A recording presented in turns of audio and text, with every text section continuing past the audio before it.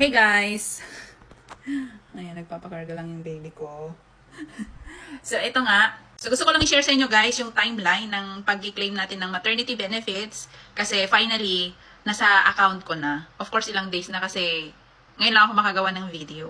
So, ang gusto kong share lang dito sa inyo guys is kung magkano yung naging contribution ko, kailan ako nag-file ng maternity benefits, nag-file ng claim ng maternity benefits, tapos ano yung mga reply ng SSS, tapos kung kailan siya na-approve, at tapos kailan siya na-disburse sa aking bank account.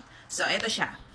So, ito guys, first attempt ko, ito dito sa baba, ayan, February 15 ako nanganak, and by February 18, nag-file na kaagad ako pagka-uwi ko dito sa bahay. So, ayan, your maternity benefit application has been successfully submitted. So, may mga tutorial ako dito guys, yung pagpa-file ko, may maternity benefit application, part 1 at saka part 2, na i-upload ko na to sa aking YouTube channel. Ayan. So, ilalagay ko na lang din dito sa end ng aking video yung link para mapanood nyo yung pagpa-file ko ng maternity benefits. So, ito yung first na attempt ko, February 18. Ayan. And then, by February 21, ayan, nag-reply ang SSS, and your maternity benefit application has been rejected. Details are as follows. Please resubmit your maternity benefit application once you have complied with the reasons mentioned above. Okay, so sa part 1, ito yung nasa baba, yung February 18. And then sa part 2, ito yung nagpasa ulit ako ng mga requirements. Okay, and then by February 22, your maternity benefit application has been successfully submitted. Nagpasa ulit ako. So, na-reject siya nung February 21. Then, by February 22, ayan, nagpasa ulit ako. Ito naman yung isa, guys. Ayan, nandito sa baba. Ito siya. Okay, by February 26, ito, your maternity benefit application has been approved. Okay, so 22, 23, 24, 25, 26. After 4 days, ayan, nag-message ang SSS na approve na yung aking application. The benefit will be credited to your nominated disbursement account within 5 to 7 working days. And then, dito naman sa taas, so kita nyo guys, February 26, and nag-message ulit sila nung March 1. Ayan, so your maternity benefit has been successfully credited to your preferred disbursement account. The disbursement details are as follows. So, 42,000 yung na-credit na benefit ko from SSS. So, dito siya na-disburse sa aking Metrobank. And then, ayan, credited. Date credited, February 29. February 29 siya pumasok sa aking bank account, guys. Okay, so, ganun po siya kabilis. So, 26, 27, 28, 29. After 3 days, hindi nga umabot ng 5 eh. So, after 3 days, after nila mag-email sa akin ng approval, naka-credit na sa aking bank account. So, ito guys, ay pure online po ito. Lahat ito ginawa ko siya online. Lahat ng mga requirements, pinasa ko siya online. So, makikita nyo sa part 1 at part 2 ng aking tutorial, yung pag-file ko ng maternity benefit. Hindi ko na kinailangan pang pumunta sa SSS branch. Kagaya nung una, kasi nung una, pre-pandemic pa yun eh. Kinailangan kong pumunta sa branch ng SSS, doon ako nag-submit ng mga requirements, ganyan. Pero this time, pure online. Ayan, ang kagandahan naman ng online na pag-a-apply or pag-file ng mga ganitong benefits. Kasi less hassle. Hindi na kailangan pang pumila-pila doon. Alam niyo naman kapag SSS, diba? Sobrang haba ng pila. So anyway, alam ko gusto nyong malaman kung magkano yung naging contribution ko, kung bakit ako nakakuha ng 42,000 pesos na maternity benefits. Isi-share ko din sa inyo, guys. So, eto siya.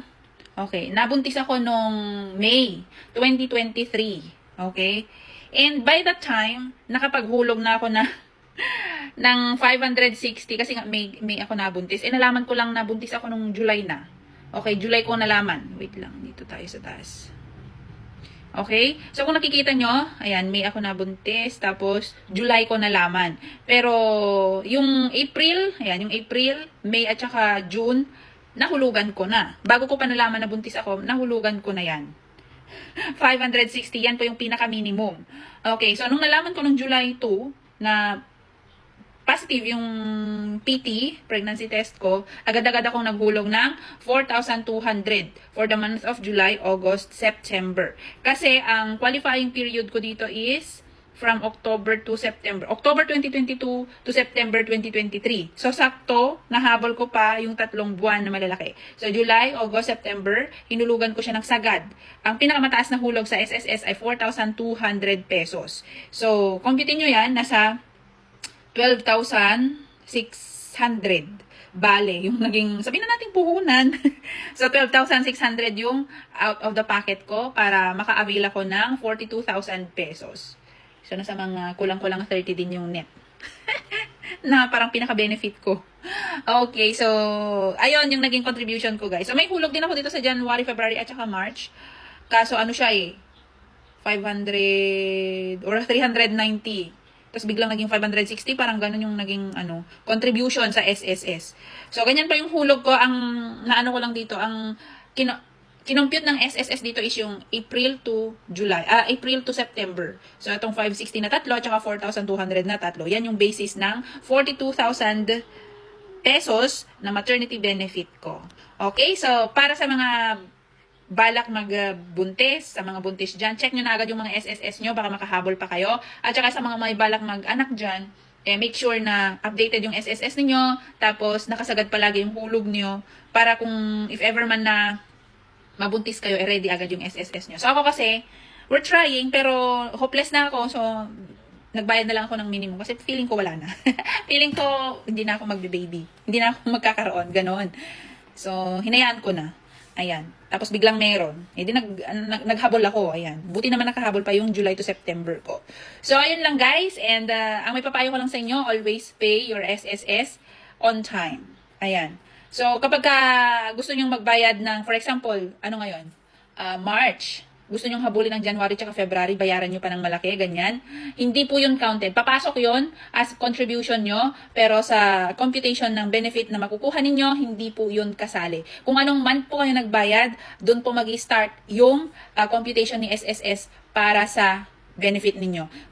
Kagaya nito, yung July to September ko, July ko nalaman, nabuntis ako, and July din ako nagbayad. So, July, August, September yung basis ng aking benefit. Ganon po yun. So, kung August ko sana nalaman, nabuntis ako, tapos wala pa akong bayad ng July, tapos binayaran ko pa rin, hindi na po yun kasali. August na lang yung pagbabasehan ni SSS. Ganon po yun.